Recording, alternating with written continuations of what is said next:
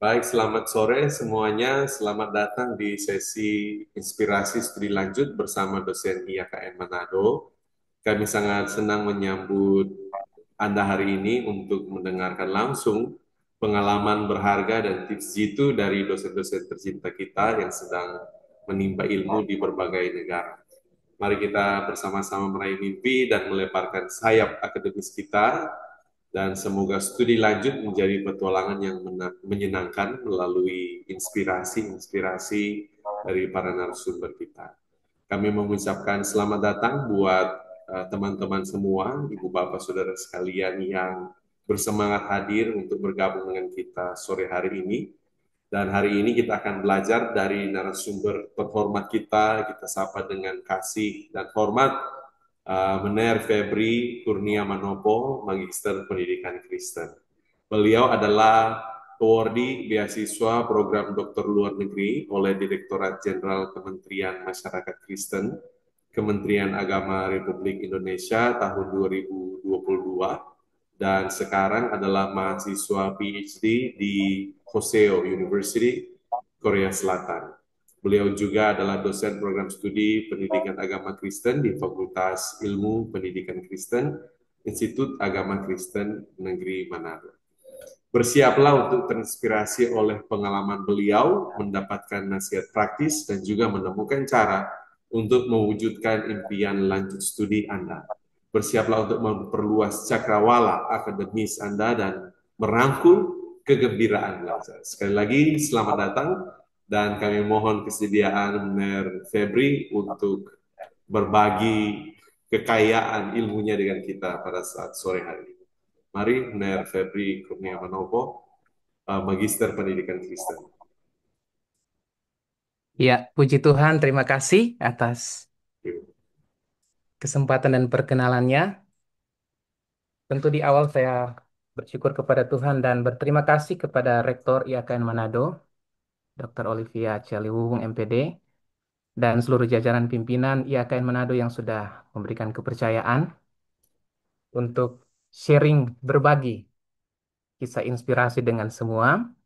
Dan I'm truly appreciate with this sharing session, especially I'm standing in front of the wonderful and awesome students, and especially for our beloved and great moderator, Nerjamer. Thank you very much. I'm truly appreciate karena ini kegiatan yang sangat penting untuk kita sekalian. Dan karena ini sesi berbagi, ya semoga kita bisa duduk dan sharing bersama dan terinspirasi bersama. Karena saya juga sementara dalam proses studi dan sambil berharap doanya. Baik, oke. Saya akan memulai sharing session ini dengan quotes dari George Washington Carver, yaitu education is the key to unlock the golden door of freedom. Ya, I think that these powerful words remind us that pursuing knowledge is not just about earning degrees. Jadi, mengejar studi itu bukan cuma untuk gelar, but it is about unlocking our full potential, discovering our purpose, and gaining the power to shape our own future. Yeah. And in my opinion, that education breaks the chains of limitations and open the door to possibilities that we never thought possible. So it is the path that leads from where we are now to where we dream to be. Ya. Itu adalah intisari daripada pendidikan yang kiranya bisa membebaskan kita dari setiap belenggu. Dan saya percaya teman-teman mahasiswa yang luar biasa ini juga dalam proses yang sama dengan saya yang menuju kepada kebebasan dan juga dalam eksplorasi secara spesifik untuk mengupgrade kualitas diri kita. Saya berikan judul sharing kisah inspirasi tentang studi lanjut pada kali ini yaitu Meretas Impian di Negeri Ginseng. negeri ginseng atau Korea itu adalah konteks saya. Tapi saya berharap mungkin tahun depan akan ada mahasiswa nanti yang akan membawakan materi yang hampir sama di negeri yang lain mungkin. Mungkin negeri kanguru, Aussie, dan lain sebagainya. Ini luar biasa. Jadi bagi saya studi lanjut itu sekali lagi bukan sekedar gelar. It's not only talking about the degree. It's important, but it's not the main achievement for me because it parts of our life journey. It parts of our soul's journey. Itu bagian dari perjalanan jiwa kita untuk membuat to make our life valuable.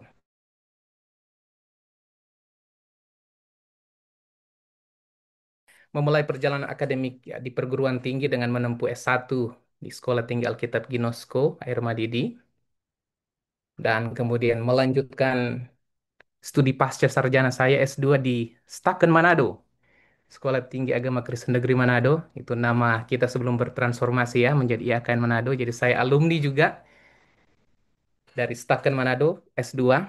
Dan sedikit berbagi kisah selama studi S2 saya itu saya benar-benar harus berjuang, harus bekerja juga sebagai guru, khususnya guru PAUD di beberapa sekolah dan khususnya di kota Manado ya, untuk memenuhi kebutuhan hidup saya dan juga kebutuhan studi.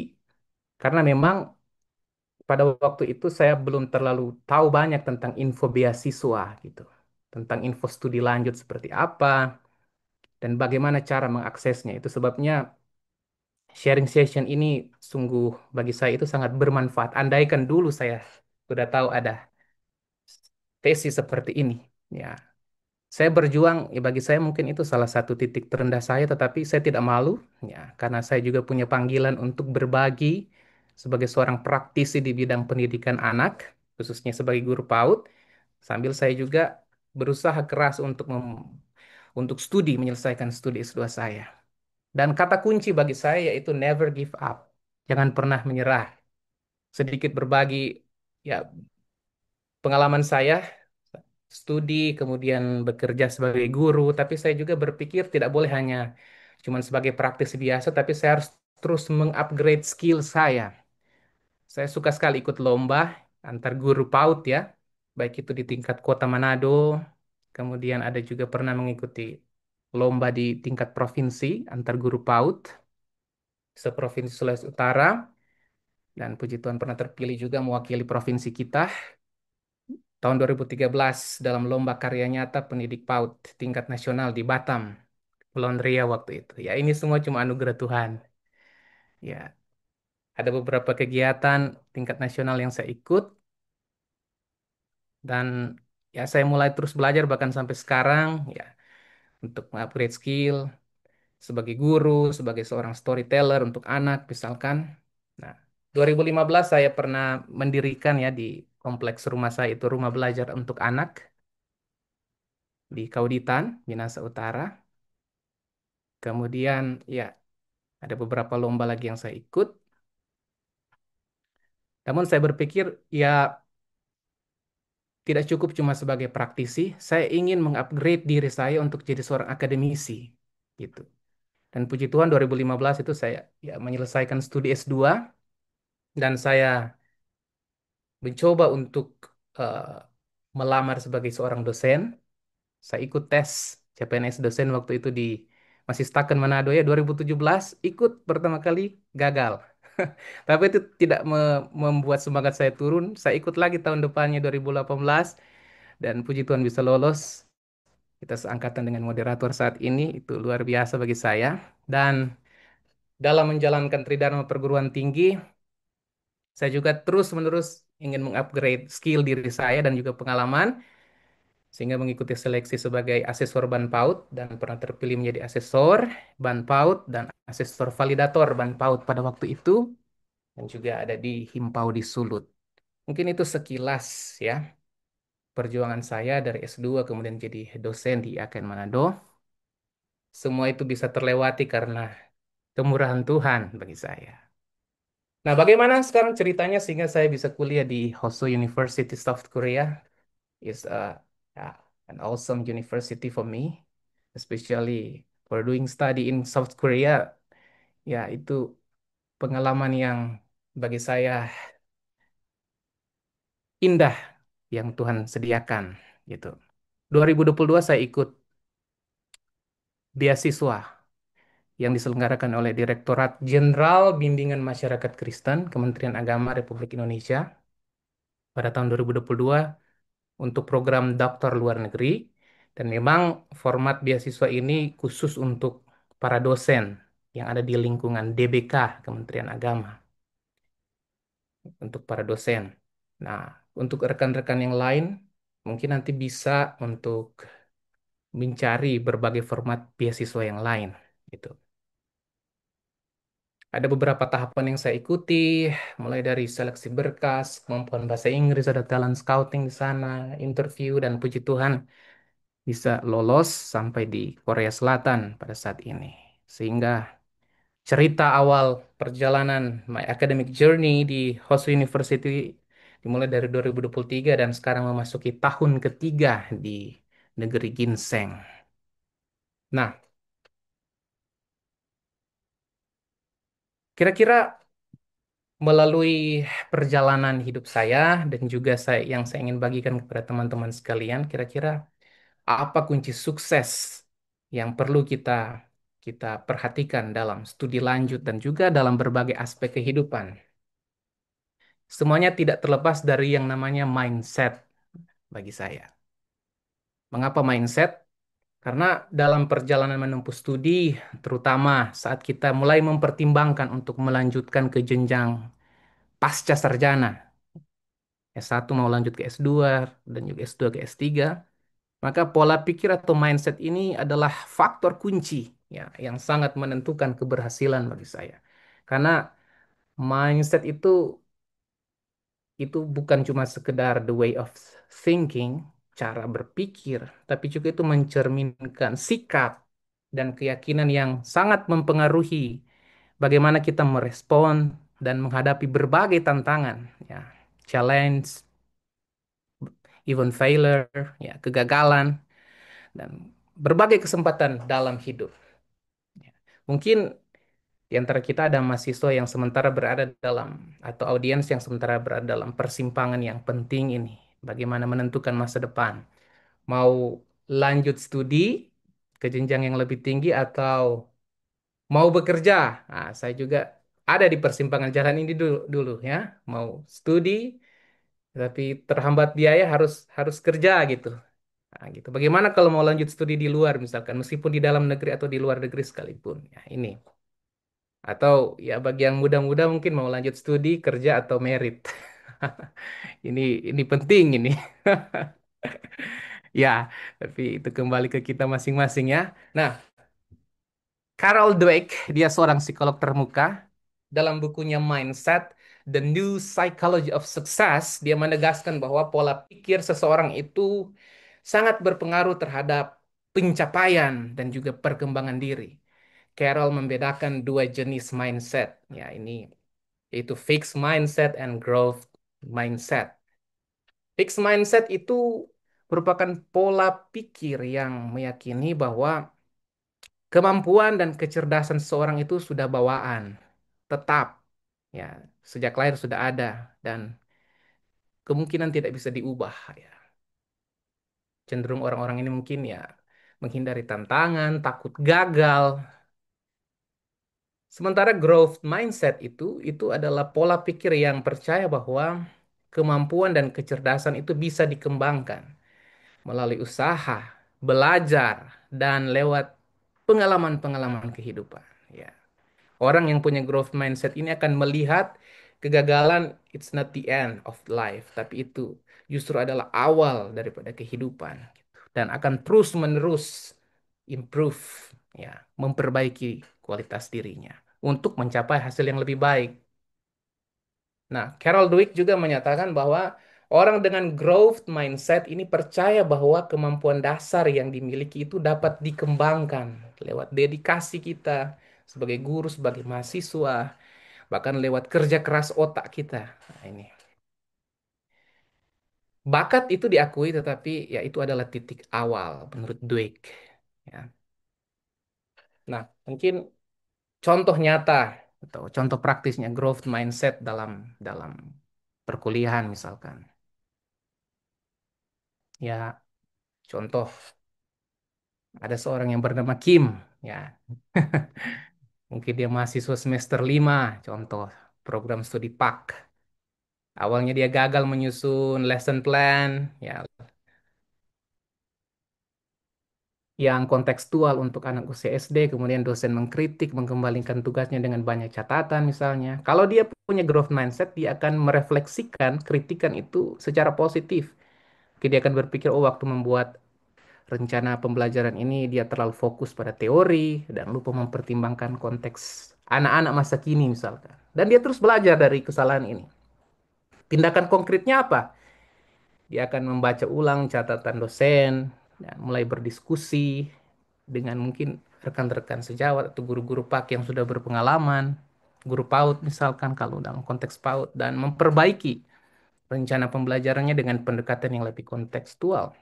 Hasil akhirnya tugasnya direvisi, dapat nilai yang lebih baik, tapi melampaui nilai sebetulnya itu dia merasa lebih siap nanti untuk terjun di dunia nyata. Nah, ada sangat perbedaan yang sangat mencolok antara fixed mindset dan juga growth mindset ini. Dalam menghadapi tantangan, fixed mindset itu cenderung menghindari tantangan, dia takut kegagalan. Tetapi growth mindset itu dia akan menerima tantangan sebagai kesempatan untuk berkembang. Orang dengan fixed mindset ketika terima kritik, dia menganggap bahwa kritik itu adalah terlalu sulit dan juga tidak perlu untuk ditindaklanjuti. Sementara orang dengan growth mindset dia akan terus belajar dari kesalahan dan memperbaiki pendekatan atau kehidupannya. Orang dengan fixed mindset dia akan punya usaha. Fixed mindset itu dia akan lihat bahwa usaha itu ya cuman sebagai tanda ketidakmampuan saja. Tidak ada gunanya. Tapi orang yang memiliki growth mindset, dia akan melihat usaha itu sebagai jalan untuk memperbaiki diri dan menuju kepada ekspertas. Itu keahlian, ya, ya. Dan hasil akhirnya orang yang punya fixed mindset dia mudah untuk kehilangan kepercayaan dirinya, kehilangan motivasi. Tapi orang dengan growth mindset dia akan mampu meningkatkan keterampilan, skillnya, bahkan kepercayaan diri atau self confidence-nya. Nah, bagaimana dampak growth mindset dalam studi lanjut dan bahkan dalam kehidupan kita? Dalam konteks studi lanjut, mungkin ini juga sebagai persiapan buat teman-teman yang mau lanjut studi ya.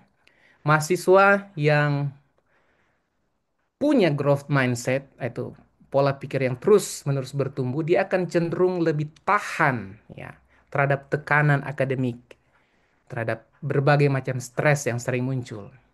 Itu yang disebut resiliensi, ya, teori resiliensi. Dia akan tahan. Dia akan mampu mengelola rasa frustrasi ketika menghadapi materi yang sulit, saat ujian atau saat belajar misalkan, atau mungkin dalam saat melakukan research. Tapi bagi saya tidak cukup cuman resiliensi. Karena dewasa ini ada teori yang mengkritik bahkan juga memodifikasi resiliensi itu dari yang teori yang dikemukakan oleh Nassim Nicholas Taleb. Yang dimaksudkan oleh Taleb ini adalah melampaui resiliensi itu sendiri, gitu. Jadi Nicholas Taleb ini mengemukakan teori tentang anti-fragile atau anti-fragility. Dia tidak persis sama dengan resilient. Resilient itu cukup tahan banting. Dia mampu bertahan dengan keadaan, dengan stres, tapi cuma pada kondisi atau keadaannya yang semula setelah ada tekanan. Tapi anti-fragility yang dikemukakan Taleb ini berarti ketika dapat tekanan, dia tidak cuma pada form, pada shape yang sama. Oke, dia bisa bertahan, resilient, tapi justru tekanan, stres, masalah itu akan membuat dia bounce, melenting, melompat lebih tinggi, kata Sheila on Seven. Ya, melompat lebih tinggi, mungkin begitu ya, ilustrasi sederhananya. Jadi ketika dia mendapatkan tekanan dan stres, justru dia akan memanfaatkan. semua itu tantangan, masalah itu menjadi peluang gitu untuk menggapai sesuatu yang lebih tinggi. Saya kira penjelasan sederhananya seperti itu. Ya, Taleb dia menyatakan bahwa seseorang justru akan bisa menjadi lebih kuat justru karena menghadapi tekanan dan tantangan. Jadi kalau tidak menyukai tekanan dan tantangan, dia akan biasa-biasa saja gitu. Dalam konteks studi lanjut, apalagi di luar negeri, ya saya juga merasakan terus-menerus melatih diri dan mentalitas saya. Memang mentality ini sangat diperlukan untuk studi lanjut dan itu tidak akan pernah didapatkan kalau kita tidak berani untuk menggapainya. Ya, karena kita diharuskan untuk mampu bertahan dari kesulitan seperti stres di bidang akademik, ya, banyak tuntutan, deadline, belum lagi budaya baru. Kalau saya di sini awal-awalnya itu sangat apa ya, culture shock ya dengan keadaan Korea ini dengan budayanya yang pali-pali, pali, pali, oh, cepat, cepat. Kadang bingung juga ini disuruh cepat, tapi diminta berkualitas. Nah ini ada di persimpangan jalan ini. Ya, gitu. Dan saya pikir bukan cuma saya, tapi teman-teman juga yang studi di tempat yang lain mungkin persis sama ya. Ya, jadi kita perlu memiliki mental yang anti fragility ini, supaya kita tidak mudah hancur, tidak cuma bertahan, tapi mampu melenting lebih tinggi, melompat lebih tinggi lagi. Oke. Sehingga quotes hari ini buat saya dan saudara, teman-teman sekalian itu, ini saya sedang kedinginan ini. Bukan berarti saya berfoto bagus seperti ini dan tidak dingin, sangat dingin. Terkadang apa yang diupload di medsos itu kurang sesuai dengan keadaan sebenarnya ya. Ini bagus, tapi saya sedang merasakan stres akademik, belum lagi menggigil karena kedinginan ya, berpengaruh di kesehatan. Quotes hari ini adalah memang studi lanjut itu tidak seindah drama Korea. It's not as beautiful as Korean drama. Ya. Dan dia studi lanjut itu juga tak seromantis when life gives you tangerines. Wah ini para pencinta drakor ini ya. 2025 pasti sangat update ini. Dia tidak seromantis dua orang ini. Tapi ingat, jangan berkecil hati orang yang punya mental fragility, bahkan melampaui resilience. Karena studi lanjut meskipun tak seromantis when life gives you tangerines, tapi dia lebih berbahagia daripada Queen of Tears. Ya, air mata akan diubah menjadi permata. Kira-kira seperti itu.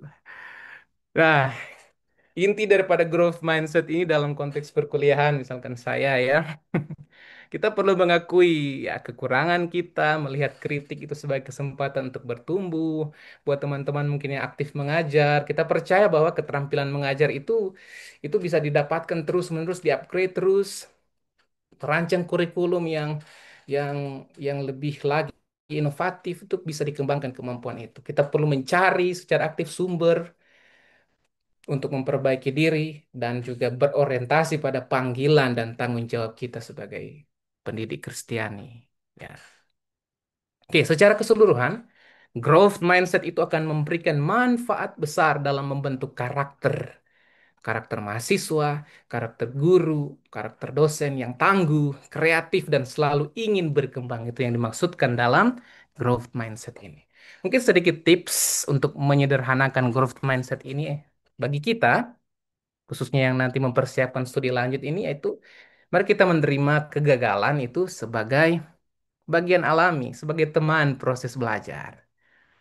Dan kita perlu terus-menerus mencari feedback, umpan balik dari yang konstruktif tentunya, dari dosen, teman, atau mentor. Kita perlu menetapkan tujuan belajar yang realistis. Mungkin dari sekarang kita sudah harus lihat materi minggu lalu juga sangat bagus itu. Dan 2 minggu lalu ya tentang bagaimana experience diri itu. Kita harus mampu untuk uji cobakan semua teori dalam diri kita. Tetapi tentu dengan ada ukuran tertentu ya, sesuai kemampuan kita. Kita harus juga berusaha supaya menghadapi kesulitan dengan ketekunan dan sabar. Kita perlu membiasakan diri untuk positive thinking, mengubah mindset, cara pandang, Dan ya, keep doing, keep practicing. Ya, ini penting. Tanpa praktek kita tidak bisa untuk lebih lagi memperbaiki diri kita. Nah, sekarang pertanyaannya di sini adalah ya, bagaimana persiapan untuk studi lanjut kira-kira? Sedikit mungkin yang saya bisa bagikan dari pengalaman saya gitu. Nah, mungkin ada beberapa hal. Sorry. Yang pertama, kalau kita mulai bingung mungkin akan mulai dari mana, kita perlu menetapkan dulu target kita.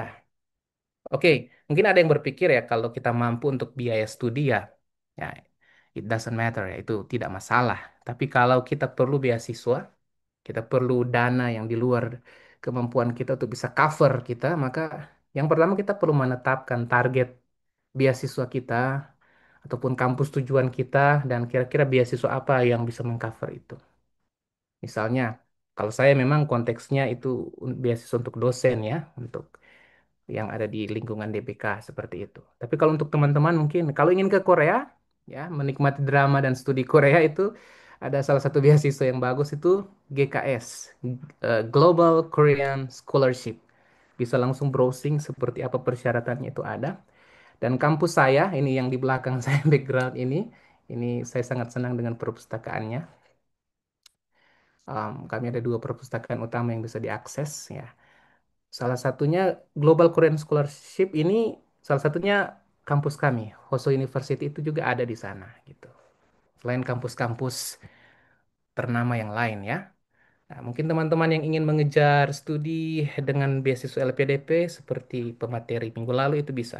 Ada beasiswa Indonesia Bangkit dan lain sebagainya. Ada banyak ya. Dari target beasiswa yang kita akan pilih itu, kita perlu membuat list persyaratan beasiswanya. Jadi memang harus segera bergerak dari sekarang gitu. List persyaratan beasiswanya itu seperti apa, kampus tujuannya apa gitu. Biasanya itu sudah tertera di website atau di link beasiswa. Kemudian bukan cuma list, tapi kita harus mulai diskusi gitu tentang strategi beasiswanya dengan teman, atau dengan komunitas yang punya minat, yang punya passion yang sama, yang punya growth mindset gitu. Jangan salah diskusi gitu. Supaya kita saling menguatkan, saling support ya. Lingkungan yang suportif itu sangat-sangat diperlukan di sini. Strateginya seperti apa untuk bisa mendapatkan beasiswa. Kemudian bagi saya kita juga harus terus-menerus memperkuat literasi. Even kita masih mencari, kita masih terus belajar, literasi itu sangat penting. Saya lihat orang-orang di sini juga cukup kuat untuk literasi ya. Mereka kalau belajar memang betul-betul belajar. Eh, Di perpustakaan tidak tidak pernah sepi. Memang betul-betul mereka datang cari buku, belajar, duduk gitu. Nah, bagi kita ya memperkuat literasi itu antara lain ya minimal membaca gitu, baca buku atau paling sederhana membaca satu artikel misalkan jurnal ilmiah dalam satu hari itu sangat penting. Mengapa penting membaca? Karena dari situ selain memperkaya wawasan global kita, wawasan spesifik kita tentang keilmuan kita, tapi kita juga akan belajar tentang struktur berpikir akademiknya gitu. Kita akan terbiasa berdialog dengan pemikiran-pemikiran yang dituangkan oleh penulis. Gitu. Dan kita akan juga mulai berlatih untuk menulis gitu. Selanjutnya yang kelima, kita perlu mulai menyiapkan CV akademik kita, kurikulum vitae kita yang berisi resume, ya biodata diri kita dan juga eh, segala pencapaian pengalaman-pengalaman kita khususnya di bidang akademik. Makanya mungkin selagi mahasiswa studi di S1, S2 ya ikutlah banyak kegiatan akademik, dapatkan sertifikat dan ilmunya kira-kira seperti itu. Dan kita mulai latihan untuk menuliskan esai akademiknya yang berisi misalkan statement of purpose-nya gitu. Seperti apa sesuai dengan kampus tujuan. Dan yang paling penting juga adalah meningkatkan skill berbahasa Inggris kita. Itu fokus pada latihan untuk bisa berbicara, mendengar, listening skills ya, untuk bisa speaking, dan juga persiapan IELTS mungkin, dan juga TOEFL sesuai dengan persyaratan yang diajukan oleh beasiswa. Dan kita harus mulai ya mendaftar. Kalau sudah kita rasa cukup skillnya, kita mulai mendaftar pada beasiswa yang sesuai dengan kampus impian dan kampus tujuan kita, baik di dalam atau di luar negeri. Dan yang tidak kalah penting di sini adalah selain meningkatkan skill bahasa Inggris, mulai menulis CV, esai akademik kita, kita mulai juga latihan untuk interview beasiswa dengan komunitas yang sama. Contohnya ya, misalkan melalui pusat pengembangan karir mahasiswa seperti ini. Oke, sedikit berbagi pengalaman antara lain berkas-berkas yang saya siapkan waktu berangkat ke Korea itu paspor ya harus. Kemudian untuk mengurus visa itu bisa mengunjungi website ini www.visaforkorea ya in.com. Ini foto waktu saya mengurus langsung di Jakarta di Cafe Aceh ya, Korea Visa Application Center itu. Nah, untuk Korea juga perlu ada dokumen tes TBC ya, bebas tuberkulosis dari rumah sakit yang bekerja sama. Ada yang di ya di beberapa daerah di Indonesia termasuk di Sulawesi Utara juga ada. Kalau di Jakarta di Medistra kalau tidak salah. Itu dekat dengan Cafe Aceh. Dan akan ada juga pengurusan apostil dokumen, ya legalisasi dokumen berupa ijazah kita, S1, S2, transkrip nilai kita, kemudian identitas diri atau keluarga kita. Dan juga kalau untuk ke Korea juga untuk mengurus visa itu perlu melengkapi dengan LOA, Letter of Acceptance dari universitas yang kita tuju dan juga ada Certificate of Admission itu COA-nya harus ada. Oke, selanjutnya saya ingin berbagi tips praktis mulai dari persiapan keberangkatan juga yang sudah saya sempat share tadi dan bagaimana ketika sudah ada di luar negeri. Jadi untuk berangkat studi di luar negeri antara lain ada persiapan prakeberangkatan seperti tadi apostil dokumen, legalisasi dokumen untuk visa. Mengurus visa itu harus jauh-jauh hari. Kita perlu juga untuk meriset akomodasi, perlengkapan apa yang kita butuhkan di negara tujuan. Dan bagi saya perlu juga menyiapkan dana darurat selain beasiswa yang kita miliki gitu. Dan ya sedikit-sedikitlah belajar dasar-dasar bahasa lokal dari negara tujuan kita. Dan tips untuk sukses secara akademis antara lain seperti yang tadi ya, literasi, membaca, kita perlu memahami sistem penilaian di kampus tujuan kita. Kita juga perlu untuk memanfaatkan jam kantor dosen. Kalau seperti di Korea, mereka sangat ya strict to the rule lah pada waktu ya. Kalau weekend itu mereka tidak suka diganggu misalkan. Mengikuti komunitas menulis juga itu penting gitu. Dan ikut juga kegiatan-kegiatan international conference untuk bisa presentasi, tulisan dan juga riset kita. Dan bagi saya yang tidak kalah penting juga adalah menjaga mental health ketika sementara studi. Menjaga mental health itu seperti apa? Misalkan dalam pengalaman saya kita bisa bergabung dengan komunitas tertentu yang bisa membuat ya pikiran ini tidak tidak terus-menerus berpikir tentang sesuatu yang rumit ya. Ya, komunitas yang mendukung kita, misalkan komunitas gereja. Kalau di Korea ini banyak ya pelayanan gereja, klub bahasa, bahasa Inggris, bahasa Korea. Kalau di sini juga ada Perpika, Persatuan Pelajar Indonesia Korea, ISF. Kemudian ada juga kita perlu juga untuk menjelajahi budaya lokal, trip. Nah, itu juga penting untuk menambah wawasan kita dan juga menjaga kesehatan mental kita. Kalau di Korea banyak tempat tempat bersejarah dan juga tempat menarik untuk kita kunjungi. Selain itu, kita perlu juga untuk memprioritaskan kesehatan, olahraga. Kalau saya sekarang tinggal bisa olahraga ringan, ya, jalan sehat saja itu sudah sangat bagus. Istirahat yang cukup dan juga mengelola keuangan dengan bijak. Oke, kemudian yang paling utama ketika sementara studi adalah memanfaatkan perpustakaan kampus itu untuk kepentingan literasi. Tuh. Untuk kampus kami, Hosei University itu mereka menyiapkan eh, perpustakaan. Kalau kami di Conan ada satu, di Asan juga ada satu, ya yang lebih besar ini fotonya dengan berbagai buku.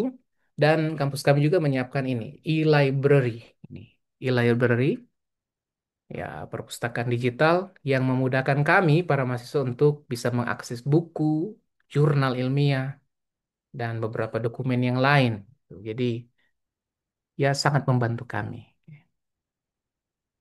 Berikut, dalam beradaptasi di negara tujuan, kita harus terus-menerus memikirkan tentang tahapan adaptasi budaya. Secara teoretik itu, ketika tiba di negara tujuan, ada yang namanya fase bulan madu. Fase awal ketika tiba, misalkan saya di Korea, yang penuh kegembiraan dan ketertarikan pada budaya baru. Wah. Tapi kemudian akan ada pada fase berikut itu gegar budaya. Mungkin mulai frustrasi dan kebingungan menghadapi perbedaan budaya yang cukup signifikan. Budaya dalam berbagai hal ya, termasuk makanan. Bagi saya tahun awal itu memang sangat bergumul soal makanan. Kalau orang Manado setengah mati mau menyesuaikan di awal. Tapi puji Tuhan sekarang ya mungkin sudah banyak menu Korea yang bisa saya nikmati dan itu enak ya. Karena saya sudah ada di tahapan mungkin penyesuaian, sudah mulai memahami dan menerima perbedaan budaya di negara lain secara bertahap, kemudian akan masuk pada fase di mana kita mulai bisa berintegrasi dan mulai merasa comfortable ya, merasa nyaman dengan lingkungan budaya yang baru gitu. Oke, kemudian yang tidak kalah pentingnya yang saya mau bagikan di sini ialah mempersiapkan kesehatan gitu. Itu sangat penting. Puji Tuhan kalau di beasiswa kami dia em,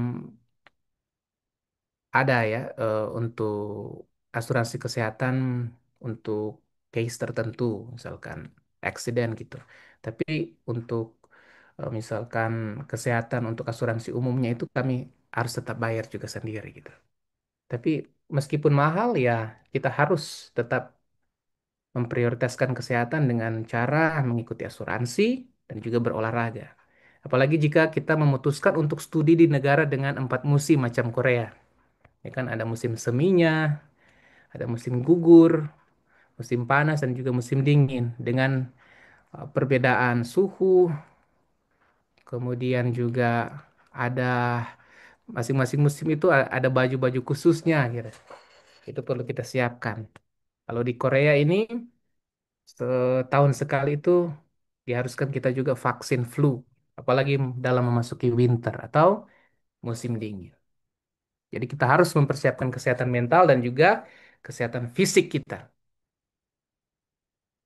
Oke, demikianlah mungkin yang bisa saya sampaikan terkait pengalaman saya, my life journey, sehingga bisa ada di Korea dan juga tentang bagaimana kunci sukses untuk bisa studi lanjut yang bicara tentang growth mindset, pola pikir yang terus-menerus Dari sini bertumbuh. sebentar ada setting gadget.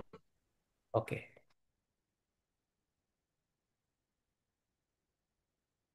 Dan juga kemampuan untuk beradaptasi dengan budaya dan juga kemampuan untuk terus-menerus berkembang, bukan cuma bertahan, resilience, tetapi melompat lebih tinggi lagi, menjadikan tantangan masalah itu menjadi peluang bagi kita untuk bisa mengupgrade diri dan kualitas diri kita. Ya, for me itu adalah bagian yang sangat penting dan mungkin yang bisa saya sharing di terakhir ini adalah ya your journey may be long. Mungkin perjalanan kita masih sangat panjang. Dalam doa kita kepada Tuhan ya, umur panjang and probably challenges may arise. Okay. But your passion to learn and grow is the light that will guide you forward. Keep believing, keep preparing, keep practicing, keep moving forward. Because we have to chase our dream. So our dream will become true. Mungkin itu sesi berbagi saya bagaimana meretas impian saya di negeri ginseng yang kiranya boleh menjadi sesuatu yang baik nantinya kepada teman-teman mahasiswa yang dalam pencarian dan dalam usaha untuk berpikir tentang masa depan, khususnya studi lanjut. That's all. Thank you. Terima kasih. Tuhan memberkati. Saya kembalikan kepada moderator Manajer Jemar. Terima kasih banyak Ner untuk tips-tipsnya, ceritanya yang inspiratif. Terima kasih banyak. Kami rasa-rasa bukan hanya pengen jalan-jalan ini ya, langsung. Jadi luar biasa Ibu Bapak Saudara sekalian, teman-teman sore hari ini. Dan sudah ada beberapa pertanyaan ini Ner, yang diberikan di kami di monitor yang Oke. lain ini. Juga kalau ada Ibu Bapak yang ingin bertanya, mungkin boleh langsung open cam dan video, audio untuk berkomunikasi sebelum kita membacakan beberapa pertanyaan. Atau juga boleh Ibu Bapak teman-teman menyampaikan pertanyaannya di kolom chat yang tersedia ya. Ya, nanti kalau ada yang mau tanya boleh langsung berkontak, buka audio. Sementara kita menunggu yang lain, mungkin Ner ini ada pertanyaan. Apa saja langkah-langkah penting yang Bapak ambil dalam mempersiapkan aplikasi studi S3 di Korea? Bisakah berbagi tentang penulisan proposal penelitian yang kuat? Wih, begitu dong. Apakah dulu Ner untuk ini ada proposal penelitian yang juga dipertimbangkan sebagai syarat kelulusan untuk beasiswa? Mohon pencerahan dari Benar Febri. Iya, terima kasih. Jadi, seperti yang saya sudah sampaikan juga tadi, kita perlu untuk memulai dari sekarang, bukan bukan besok ya. Memulai untuk memperkuat literasi Masuk. kita. Apakah kedengaran suara, Ner? Bisa Benar, bisa. Oh ya, memperkuat literasi, ya membaca artikel jurnal ilmiah minimal satu mungkin satu hari untuk melatih pola pikir dan juga membiasakan kita berpikir secara akademik ya. Kita bisa berdialog dengan berbagai tulisan yang bisa nantinya melalui membaca kita bisa menuangkan itu dalam tulisan. Ya, kalau sekarang kan ada banyak banyak komunitas menulis ya dan juga yang bisa kita dapatkan banyak tipsnya dari berbagai sosial media. Selain memperkuat literasi, tentu saja kita mulai untuk belajar mempersiapkan CV kita. CV akademik kita yang berisi bukan cuma biodata deskripsi diri, tetapi juga berbagai achievement, ya, pencapaian, pengalaman-pengalaman berharga kita, eh, khususnya di bidang akademik, itu akan sangat membantu sekali. Dan kita mempersiapkan esai akademik kita yang berisi statement of purpose di kampus tujuan, dan tentu saja proposal penelitian itu adalah satu hal yang sangat penting dan menjadi keharusan untuk studi lanjut, apalagi untuk S3, kira seperti itu ya. Karena dari situ, apalagi kalau dengan sistem pendidikan atau yang ada di Korea ini, maka benar-benar dari pengalaman saya itu memang harus dari jauh-jauh hari sebelum apply beasiswa itu proposal penelitiannya itu sudah harus disiapkan. Even di sini memang tetap akan didiskusikan, didialogkan dengan supervisor gitu. Proposal penelitiannya benar-benar harus kuat apanya. Ya, permasalahan penelitiannya itu harus jelas seperti apa. Kemudian apa signifikansi penelitian kita, ya, kontribusinya itu seperti apa, khususnya secara teoretik, ya, secara akademik, dan juga kontribusi besarnya, misalkan dalam keilmuan kita di bidang pendidikan agama Kristen.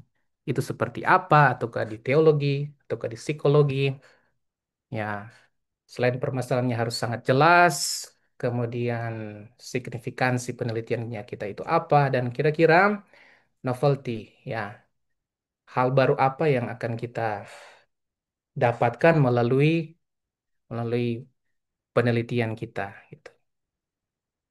Itu harus sangat jelas tertuang di proposal penelitian kita karena itu nantinya akan dilihat, dinilai juga oleh ya tergantung di format beasiswa apa ya yang kita ikuti. Benar, mungkin ini langsung sama ini agak terkait. Jadi bagaimana proses seleksi beasiswa misalnya yang benar ambil katanya? Apa yang menjadi pertimbangan utama dari pemilihan para kandidat? Oke, terima kasih. Kalau untuk proses beasiswa itu seperti yang saya katakan tadi memang dari setiap format beasiswa itu pasti berbeda-beda ya. Ada perbedaan kira-kira, ada kesamaan dan ada perbedaannya. Kalau untuk konteks saya, untuk beasiswa dari Direktorat Jenderal Bimbingan Masyarakat Kristen, Kementerian Agama itu mungkin juga ada beberapa rekan di sini yang punya pengalaman yang sama dengan saya. Jadi itu memang format beasiswa yang dikhususkan untuk dosen ya di bawah DBK, Kementerian Agama Republik Indonesia. Ya dia akan dimulai dari eh, tahapan seleksi berkas gitu. Seleksi berkas, kelengkapan berkas kita itu persyaratannya ada.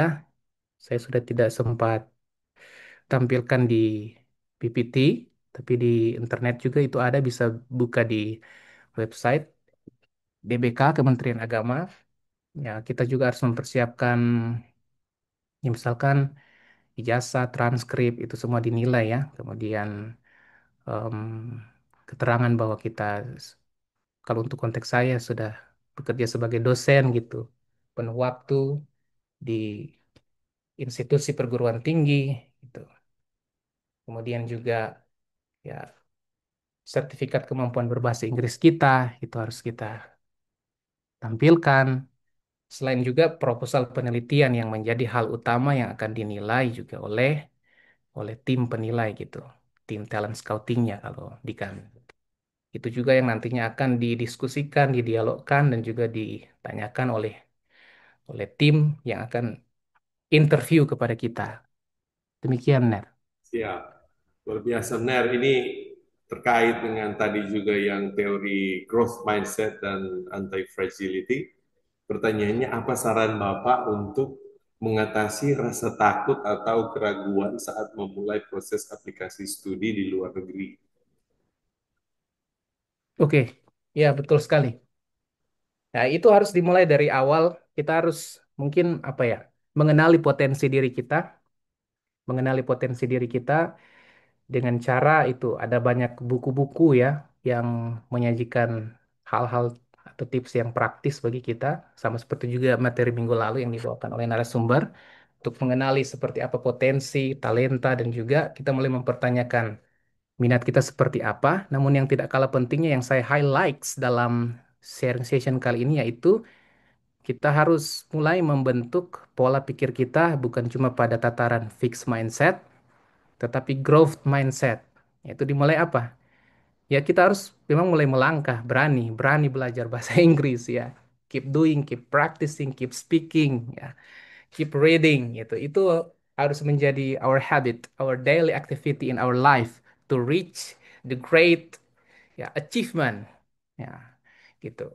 Yang lebih besar lagi, itu harus harus berani gitu. Tanpa praktek kita tidak akan bisa mencapai hal-hal yang lebih besar lagi gitu. Praktek dalam hal membaca, menulis ya, membuat diri kita benar-benar ada pada suasana di mana kita layaknya seorang mahasiswa yang sementara studi, baik S2 maupun juga S3. Dan tips berikutnya antara lain yaitu ya manajemen waktu ya, time management kita. Manajemen waktu itu juga sangat penting ya. Antara lain untuk tips belajar ya. Misalkan tips belajar itu ada banyak sekali dan ya kalau saya lihat negara-negara yang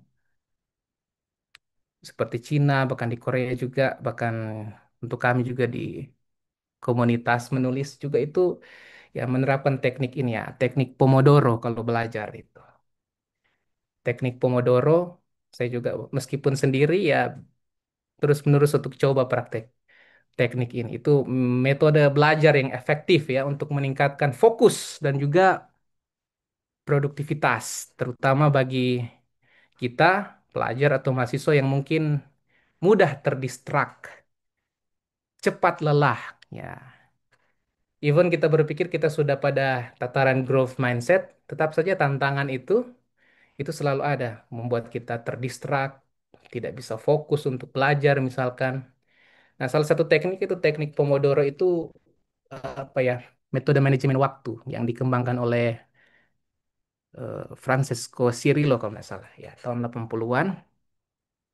Langkah-langkah teknik Pomodoro itu intinya seperti ini. Belajar ya, misalkan kita praktek mulai belajar, belajar itu fokusnya 25 menit. Mengapa? Karena itu ada pertimbangan-pertimbangan kesehatan dan juga psikologis tentang konsentrasi kita.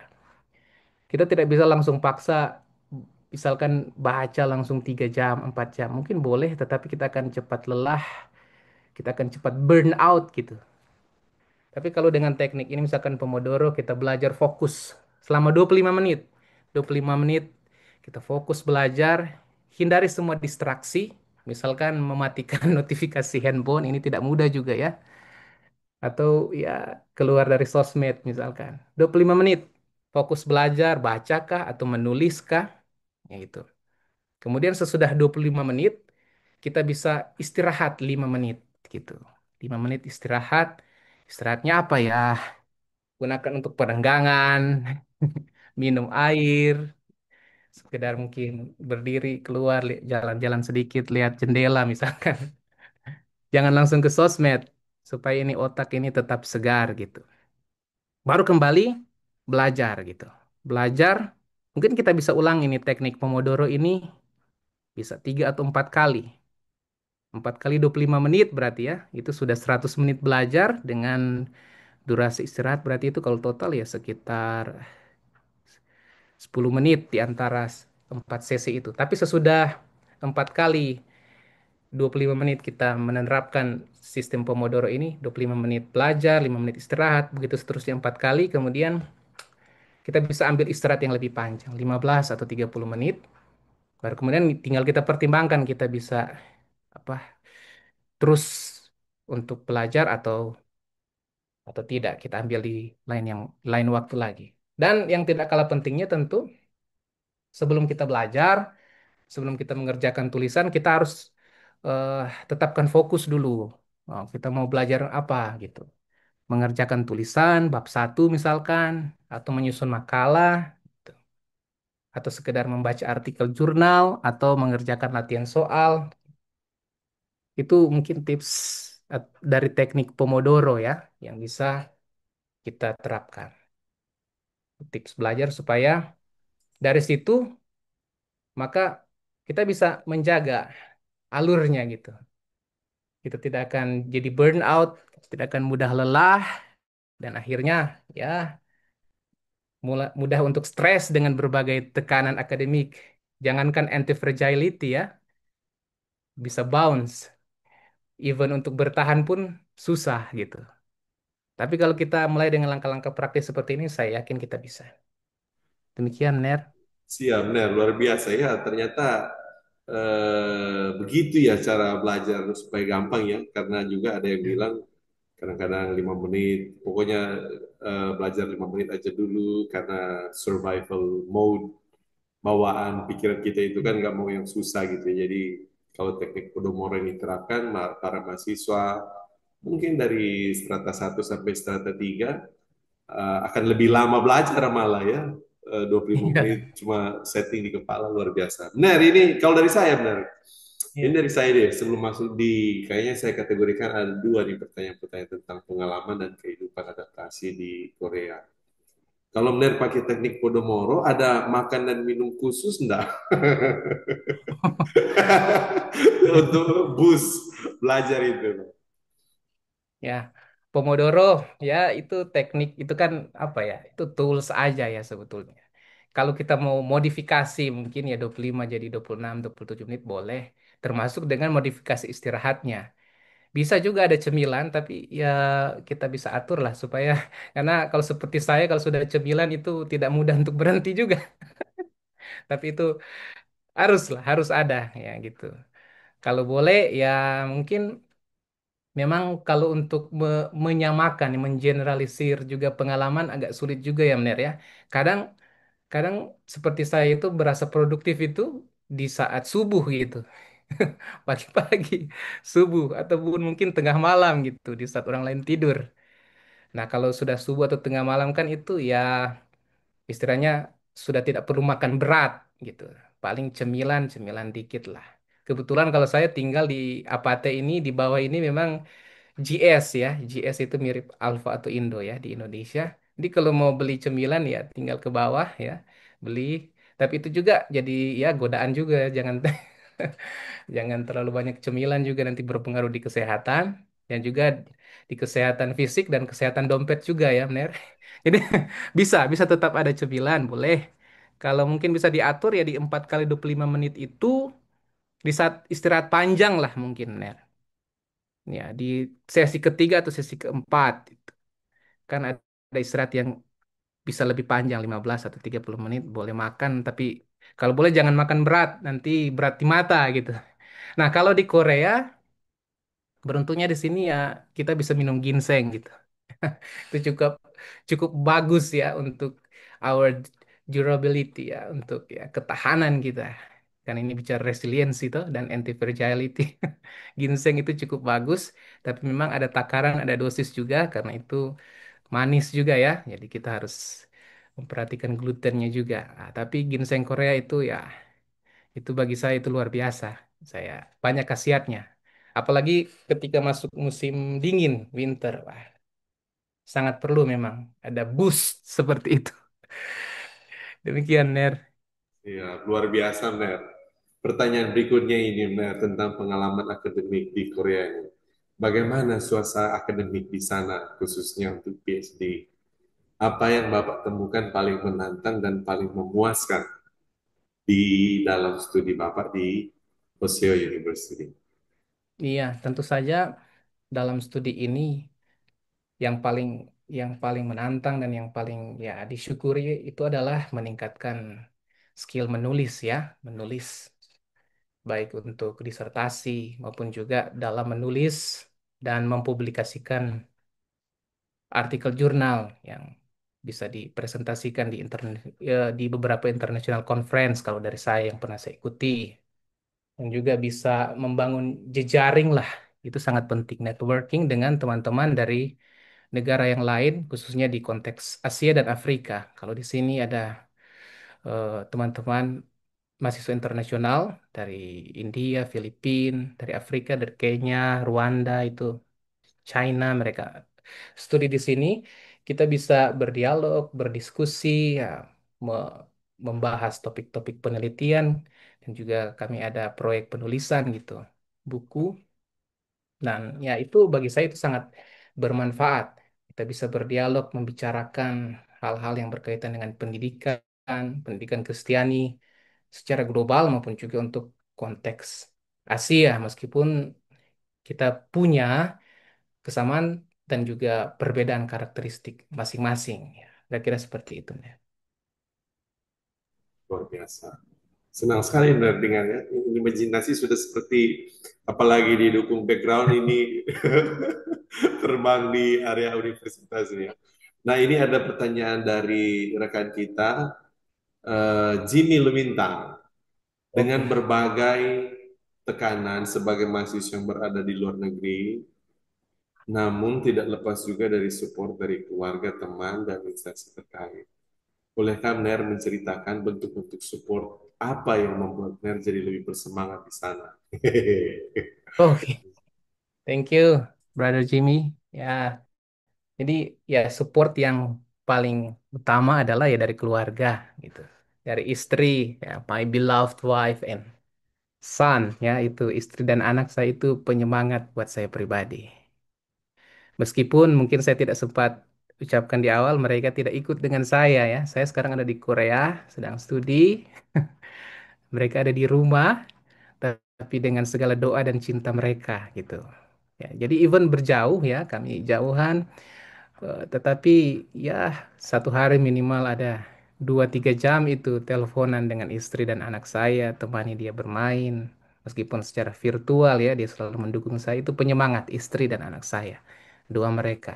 Itu support yang paling utama sehingga saya bisa bertahan. Sebetulnya ngomong seperti ini enak ya, tetapi ya ya dari pengalaman saya itu ya keringat, air mata itu selalu ada karena harus berjauhan dengan keluarga. Tapi selain selalu apa, memberikan waktu yang terbaik, quality time meskipun secara virtual dengan istri dan juga anak, ya saya selalu menyempatkan tiap liburan semester itu pulang gitu. Pulang ya meskipun 1 bulan ya untuk bersama-sama dengan keluarga, baru balik lagi ke Korea supaya bisa fokus menulis gitu di sini. Asik ya benar ya, tiap semester jalan-jalan keluar dan dalam negeri ini. Iya. Iya Ya, dari yang awalnya masih tidak terbiasa sekarang jadi kayak terbiasa gitu untuk ya masuk ke Indonesia balik lagi ya bagi saya itu cuma ya bagian dari anugerah Tuhan. Iya. nah ada pertanyaan berikut. Apa perbedaan metode pengajaran dan pembelajaran di Hoseo dibandingkan dengan pengalaman benar di Indonesia? Bagaimana benar beradaptasi dengan perbedaan tersebut? Gitu. Mungkin ini saya kaitkan langsung ini ada pertanyaan berikutnya. Bagaimana interaksi Bapak dengan dosen dan mahasiswa lain di Korea? Ada tips untuk membangun jaringan akademik yang baik nggak bisa? Jadi yang pertama tentang perbandingan metode pengajaran dan pembelajaran, lalu bagaimana beradaptasi. Kemudian boleh langsung kan jawab tentang bagaimana interaksi dengan dosen dan mahasiswa di sana dan bagaimana membangun jejaring akademik. Oke, jadi kalau terkait jejaring akademik networking itu sudah sempat saya sentil tadi ya. Itu bagi saya kesempatan dan peluang emas bagi saya dan juga bagi siapapun yang kuliah studi di dalam ataupun di luar negeri dan khususnya bagi saya karena untuk konteks kami yang di Hoso ini bisa bergaul, bisa bercengkrama, bisa menjalin relasi dengan teman-teman dari Asia, Afrika gitu. Bahkan juga dari konteks Asia dan Afrika ini ada-ada aja ya obrolan kami yang berkaitan dengan riset, dengan akademik yang bisa dikomparasikan dengan profesor-profesor kami yang dari Amerika maupun yang lulusan dari Eropa gitu. Jadi bagi saya itu memperkaya sih, memperkaya eh, pengetahuan, wawasan, insights untuk melihat dunia ini dalam konteks pendidikan Kristiani dan sebagainya itu yang begitu kaya dengan berbagai sudut pandang yang berbeda, bukan cuma dunia pertama, dunia kedua, dunia ketiga ya. Itu sangat kaya gitu. Dan tipsnya untuk bisa bersosialisasi dengan mereka ya kita harus ya punya kepercayaan diri, self confidence. Kita orang Indonesia yang punya punya martabat gitu, yang punya derajat, yang punya kualitas. Kita diutus oleh negara kan datang di sini ya merepresentasikan juga rakyat Indonesia. Jadi datanglah ke tempat ini dengan kualitas, dengan martabat orang Indonesia yang hebat, yang luar biasa, dengan tapi juga yang mampu untuk berdialog dan terbuka dengan berbagai kemajemukan perbedaan negara, latar belakang, sambil terus menjunjung tinggi juga nilai-nilai kearifan lokal dan juga budaya di negara kita khususnya di Korea. Dan cara untuk beradaptasi tentunya ya dengan membangun komunikasi dengan mereka itu itu harus selalu ada sehingga dari komunikasi kita dengan teman-teman yang ada kita bisa eh, membangun jejaring untuk membentuk komunitas dalam menulis, komunitas eh, berbahasa dan lain sebagainya.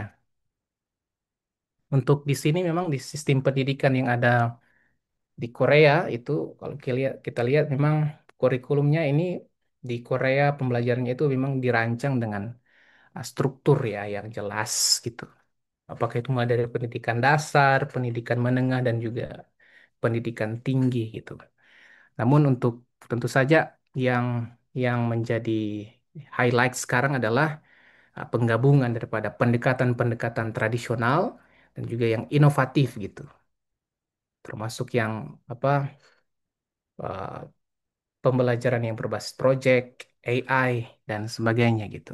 Di satu sisi itu penting kita beradaptasi, tapi di sisi lain juga ada banyak hal yang kita pertimbangkan secara etis dan juga dalam rangka mengupgrade kualitas kita.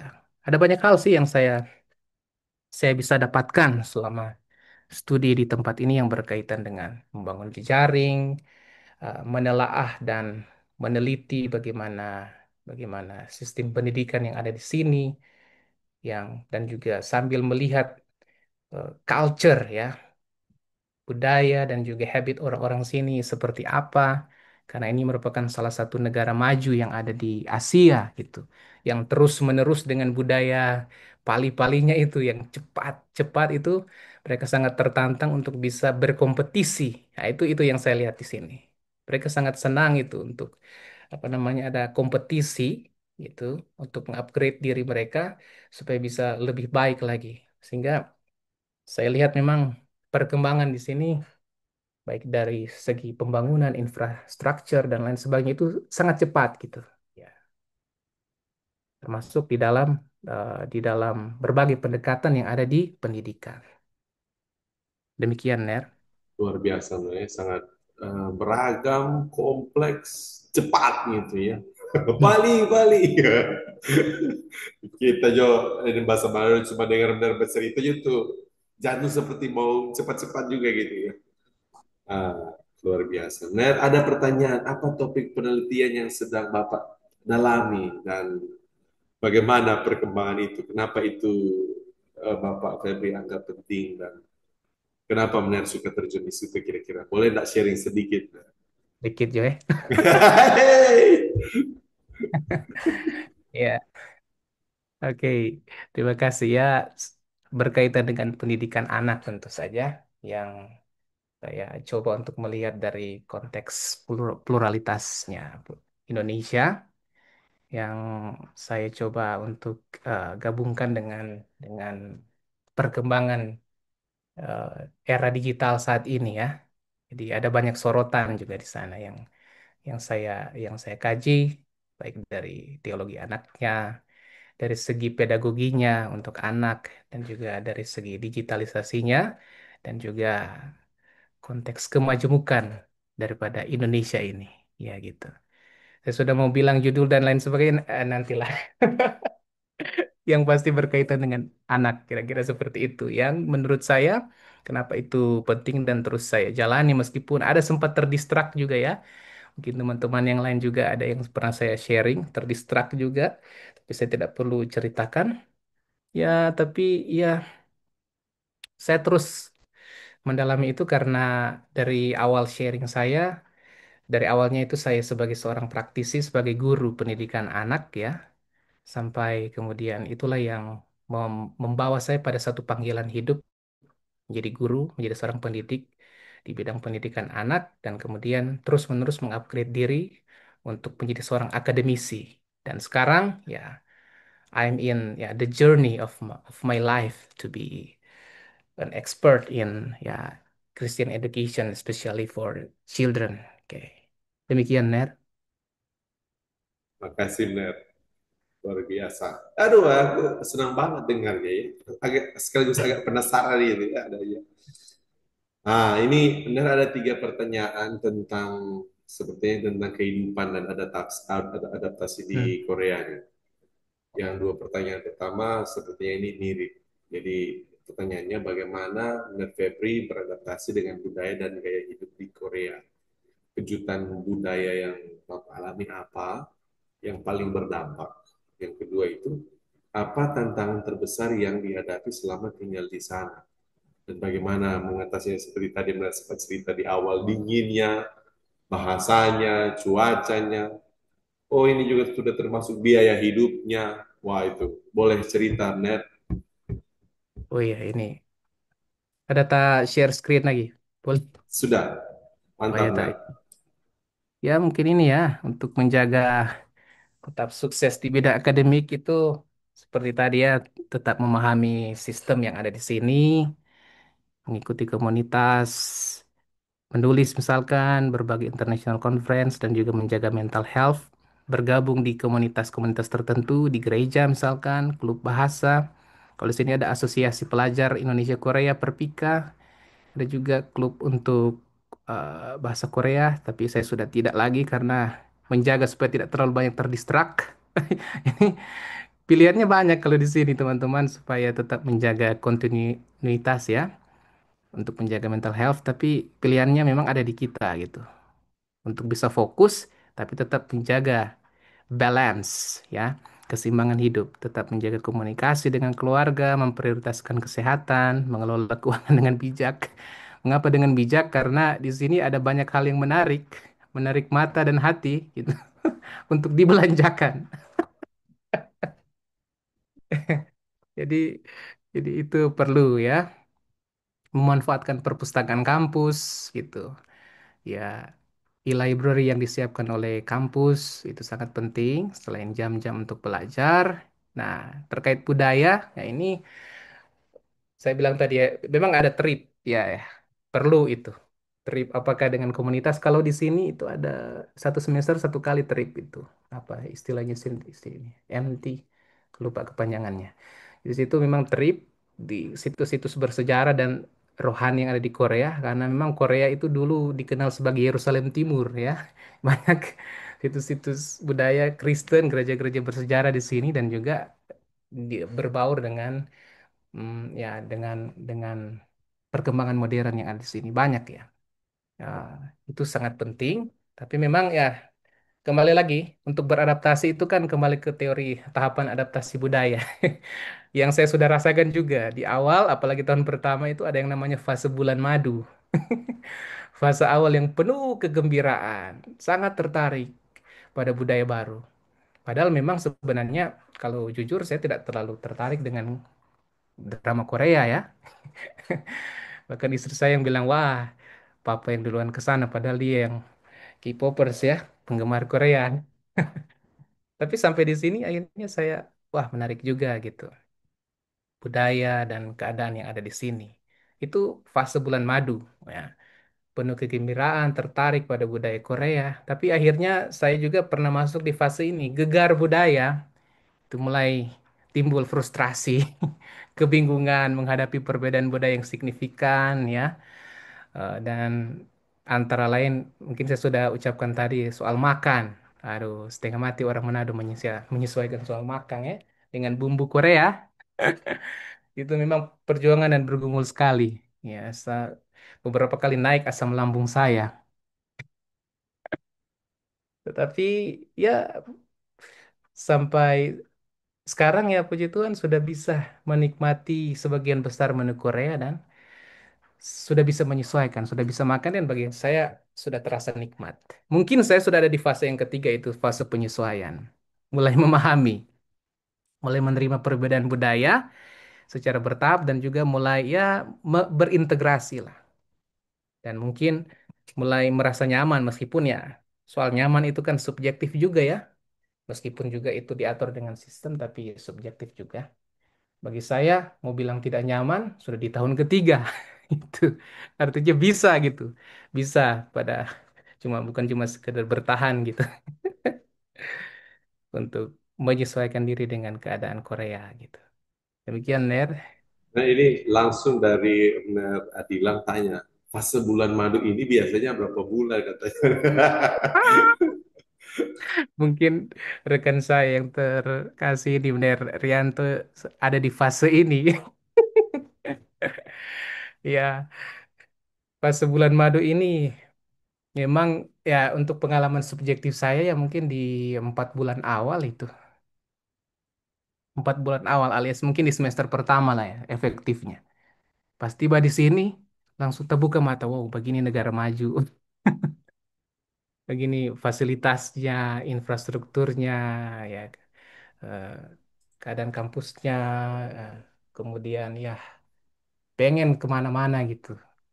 Tapi justru dari situ saya, ya dari situlah saya belajar untuk lebih bijak lagi gitu. Tapi memang sudah melewati fase bulan madu itu sangat tertarik, tertarik untuk apa? Tertarik untuk jalan ya, tertarik untuk belanja dan sebagainya.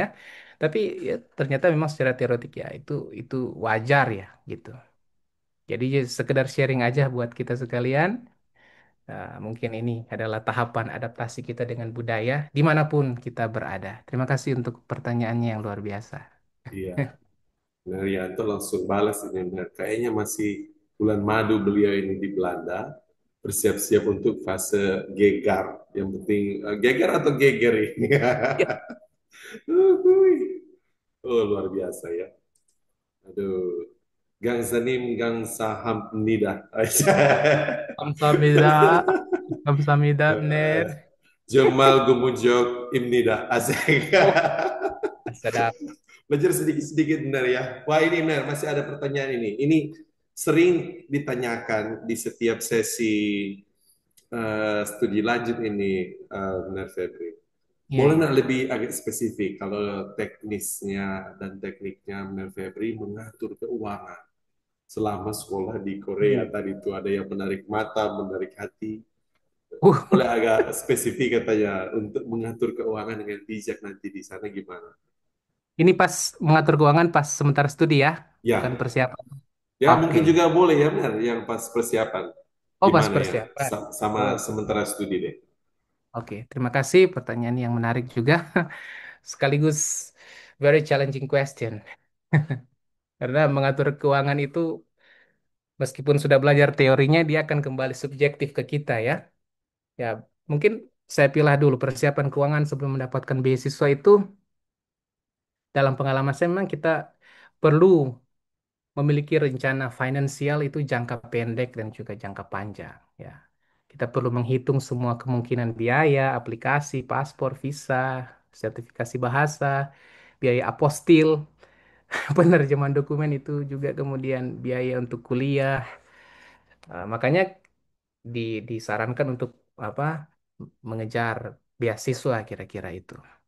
Kita bisa buat stimulasi apa? Simulasi anggaran mungkin 3 sampai 6 bulan pertama di negara tujuan itu penting gitu. Karena ya penyesuaian dengan dana beasiswa juga kita belum tahu seperti apa kapan terimanya misalkan. Jadi bagi saya dan juga saya dalam pengalaman mempersiapkan ini biaya untuk setidaknya 3 bulan awal itu sebelum terima beasiswa itu sudah harus ada dulu di tangan selain biaya pre-departure itu kan keberangkatan tadi. Dengan cara apa? Menabung secara bertahap sih. Ya, perlu menyisihkan apa penghasilan bulanan tentu secara disiplin. Ada tabungan khusus dana untuk studi itu harus mengurangi pengeluaran yang tidak perlu. Apalagi sekarang kan lagi tren itu kan apa frugal living kan. Ya, gaya hidup yang sederhana tapi bukan berarti membuat kita melarat tidak. Tapi tentu dengan frugal, gaya hidup frugal tetapi dengan tujuan tertentu. Tujuan untuk studi itu harus. Itu untuk apa? Untuk tadi biaya persiapan keberangkatan dan juga biaya ya kira-kira 3 bulan pertama dan juga menyiapkan dana darurat gitu. Gitu. Itu penting. Nah, selanjutnya dalam konteks mengelola keuangan eh, saat sementara studi itu memang sangat penting karena itu dalam tahapan adaptasi budaya seperti tadi fase bulan madu kita akan sangat tertarik untuk beli ini beli itu. Nanti kita bisa menyesal sesudahnya gitu kalau kita tidak bijak mengaturnya. Ya, yang kita bisa lakukan antara lain apa ya? Membuat anggaran bulanan misalkan. Kita perlu mencatat semua pemasukan kita, ya terutama pemasukan beasiswa kita. Kita harus kalkulasi dan juga gaji kita misalkan. Selain mencatat semua pemasukan, kita bisa apa buat pos-pos pengeluaran. Pemasukannya apa, pengeluarannya apa untuk makan. Nah, di sini salah satu yang cukup mahal bagi saya ialah makan gitu. Makan. Makanya kalau sekarang di APAT saya berusaha untuk ya, masak lah. Meskipun tidak jago masak, akhirnya sampai sekarang memang belum jago-jago masak juga. Yang penting bisa masak untuk hidup gitu. karena akan lebih mahal untuk belanja gitu, untuk beli langsung makanan ya. Pos pengeluaran untuk makan, untuk transportasi, kalau di sini kita pakai Timani gitu. Sekali jalan itu Timani itu 1.500 won mungkin, ya sudah naik 1.550 won itu sekitar berapa ya? 18.000 rupiah itu mungkin kalau di sini sekali jalan itu untuk bepergian gitu, naik bus kan. Belum untuk naik subway ya, untuk naik kereta gitu. Biaya sewa, eh, internet ya, bahan bahan studi kita dan sebagainya. Mungkin untuk saat ini karena zaman digital kita bisa gunakan aplikasi pencatat keuangan gitu. Excel bisa kan, Money Manager dan sebagainya. Tentu kita perlu mengutamakan kebutuhan bukan keinginan gitu. Apa kebutuhan utama kita? Tentu untuk makanan bergizi, untuk buku, transportasi, untuk kesehatan. Kalau keinginan kan itu mencakup apa? Nongkrong di tempat mahal, belanja impulsif yang tidak terlalu perlu gitu. Kalau ingin belanja ya cari alternatif yang hemat mungkin, yang ada diskauntnya. Karena ya tidak juga menghindari untuk belanja, apalagi di sini kan 4 musim gitu. Memasuki musim apa gugur atau musim dingin, winter itu kita harus belanja untuk kebutuhan menghadapi winter itu ya, coat ya. Dan kalau di sini apalagi untuk winter itu sangat mahal gitu. Untuk heaternya itu harus dipersiapkan, untuk jaket kita, untuk gloves dan sebagainya itu. Nah, kalau di sini alternatifnya selain belanja barang-barang yang diskon, itu ada juga barang-barang bekas yang layak pakai. Cabok, bener. Banyak cabok juga di Korea. Yang second Butik-butik. hand. Saya, iya, dan teman-teman itu memang itu kalau pas ada uang ya ke situlah. Barang bekas tapi layak pakai gitu. Sini sangat banyak barang-barang yang branded tapi sudah masih layak pakai itu tersedia banyak di Seoul, di Chonan itu banyak untuk tapi masih layak pakai gitu. Nah, itu kira-kira seperti itu ya, sehingga dari situ kita mulai mengatur supaya tetap tetap saja meskipun sementara studi harus menyiapkan ya dana-dana darurat itu. Wah, Ya luar intinya biasa. di sini adalah bijak menggunakan beasiswa kita dan bisa menyesuaikan dengan keadaan yang lebih baik. Kira-kira seperti itu, benar. Benar ada dua pertanyaan terakhir. Tadi sempat disinggung tentang komunitas gereja gitu ya, ada komunitas alternatif selain komunitas akademik. Hmm. Bagaimana berkomunikasi, berinteraksi dengan mereka ya? Di sana adakah pakai bahasa Indonesia atau memang komunitasnya orang Korea? Tolong diceritakan sedikit. Nah, Nah, ya, kalau soal komunikasi di sini memang dalam konteks perkuliahan akademik itu harga matinya itu harus berbahasa Inggris memang karena kita kan international student sini. Kelasnya juga untuk dikhususkan ya untuk kelas mahasiswa internasional, komunikasinya dengan bahasa Inggris dengan para profesor, demikian juga dengan para staff. Tapi memang because South Korea is not uh, English speaking country, ya. Jadi di luar memang paling banyak itu semua itu berbahasa Korea gitu.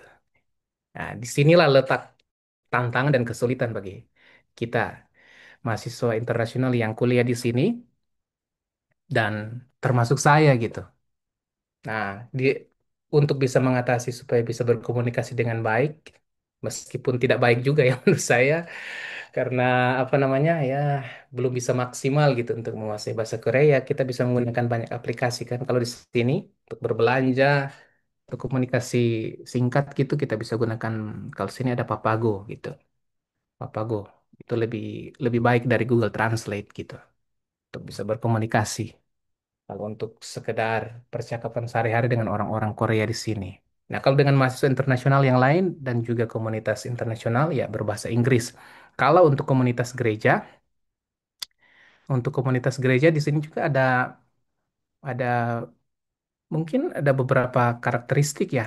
Ada gereja Korea yang membuka layanan internasional gitu. Termasuk misalkan layanan untuk orang-orang India, Filipina, eh, orang Afrika misalkan, dan juga Indonesia. Nah, kalau kita masuk di komunitas itu, kalau di layanannya atau pelayanannya itu orang Indonesia, maka kita komunikasi dengan bahasa Indonesia. Karena di sana pendetanya ataupun juga pelayan-pelayan dan jemaat itu orang-orang Indonesia. Kecuali saat kita akan berhadapan dengan pimpinannya gitu. Ya, pakai bahasa Korea dan juga kalau pimpinan-pimpinan tertentu mereka itu bisa berbahasa Inggris gitu.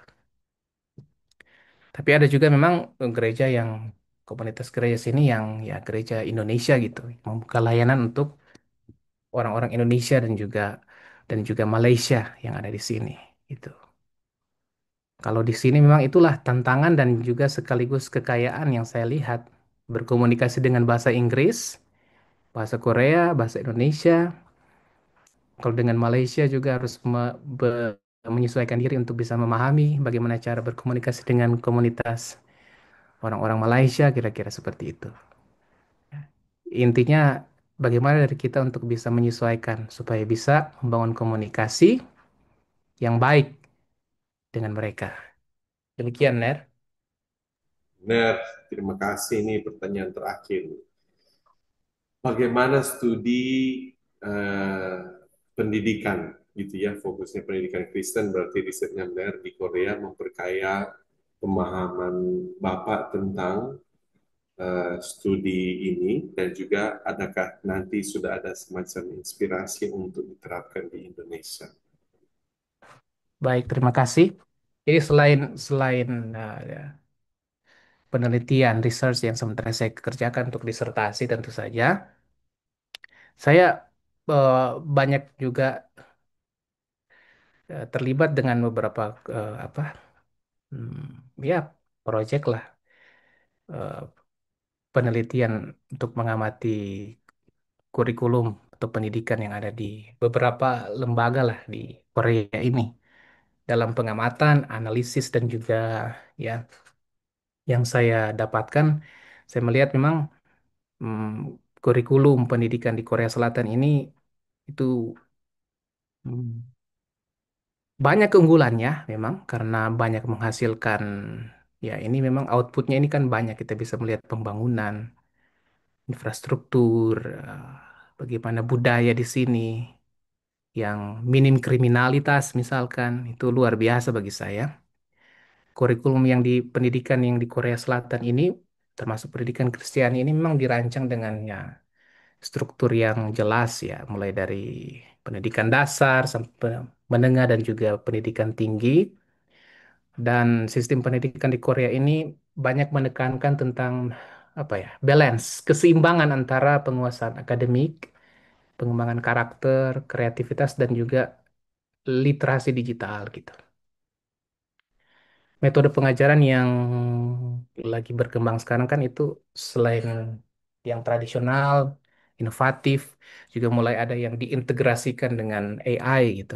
Misalkan buku-buku penggunaan buku teks di sekolah yang berbasis AI dan ada pembelajaran-pembelajaran yang apa ya, project based learning kira-kira seperti itu. Nah, kalau juga soal evaluasi pendidikan yang saya lihat ya penilaian atau evaluasi di sini ya mereka masih tetap melaksanakan yang namanya evaluasi sekolah dan juga ujian ujian nasional ya. Cuma ada upaya terbaru yang saya lihat dilakukan oleh Korea Selatan yaitu untuk mengurangi tekanan saat ujian tekanan tinggi lah kepada apa para siswa saat mengalami saat mengikuti ujian ya dengan tujuan untuk mendukung kesejahteraan siswa supaya mereka tidak terhindar yang dari yang namanya stres gitu. Karena di satu sisi meskipun pendidikan pembangunan juga kualitas di sini maju, memang ada tantangan tersendiri yaitu mulai menurunnya angka kelahiran kan di Korea Selatan gitu untuk anak-anak. Salah satu yang saya perhatikan juga sini ada berbagai program dari pemerintah ya untuk mengatasi hal itu mengatasi berbagai kesenjangan pendidikan, misalkan program apa itu ya, kalau tidak salah Neil Baum Schools atau apa. Dia berfokus pada pengurangan kesenjangan pendidikan dengan memberikan banyak dukungan ekstra. Jadi mereka berupaya supaya tidak tidak terlalu banyak kesenjangan, sehingga memang kalau saya lihat pembangunan dan kualitas di Korea ini itu cukup merata gitu, bukan cuma terpusat di Seoul, tapi mereka mencoba untuk dibagi rata kepada tempat yang lain. Memang kalau untuk bilang langsung adaptasi ya, membawa apa yang di Korea ke Indonesia, eh, itu perlu banyak pertimbangan juga. Kita perlu menerapkan strategi yang lebih adaptif lagi dengan konteks Korea Selatan yang cukup homogen secara culture dengan Indonesia yang lebih jamak ya, lebih heterogen. Ada banyak adaptasi yang harus dilakukan, termasuk misalkan soal integrasi teknologi digital, AI dalam pembelajaran, khususnya untuk pembelajaran kepada anak dalam apa ya, meningkatkan personalisasi, keterlibatan siswa di era digital ini, tapi sambil terus menjaga privasi daripada anak-anak dalam pembelajaran. Karena kalau di Korea ini sangat itu sekali ya, strict dengan aturan soal privasi gitu, apalagi untuk anak-anak gitu. Di satu sisi mereka mulai terlibat dengan teknologi digital, di sisi lain mereka sangat keep soal masalah privasi anak-anak gitu. Dan apa soal juga ujian gitu. Saya lihat di sini mulai mulai menerapkan itu, mulai mengurangi itu stres pada ujian sumatif. Kalau kita kan sangat sangat ini kan dengan ujian sumatif kan, mid dan juga ujian akhir gitu semester. Jadi mereka mulai mencoba dengan memperkuat penilaian apa formatifnya gitu. Penilaian hariannya, evaluasi berkelanjutannya dan sebagainya. Saya pikir itu upaya-upaya yang baik yang mungkin juga saya bisa berupaya untuk adaptasikan nanti bukan cuma di tulisan saya tapi nanti ketika kembali ke Indonesia. Demikian, Mer. Luar biasa, Mer. Gang Sahamida, Terima Mal kasih. Gapyong Gipet Semida. Kami sangat terinspirasi, benar, luar biasa materinya Nur Febri. Mungkin kali berikut, benar, orang mau belajar bahasa Korea dari Nur Febri. Eh, Baiklah, kita sekali lagi mengucapkan terima kasih, Ner, dan kita akan mungkin menutup sesi inspirasi studi kali ini. Eh, Kayaknya ada salam ini dari Nerian ini ya. Sarangeo. Salam. Salam balik. We love you too. Baiklah, teman-teman sekalian, kita sudah sampai di penghujung acara dan saya ingin menyampaikan rasa terima kasih yang mendalam kepada Mer Febri Manopo. Terima kasih Mer atas waktu, tenaga, dan semangat yang telah Mener curahkan untuk menginspirasi kita semua di sore hari ini.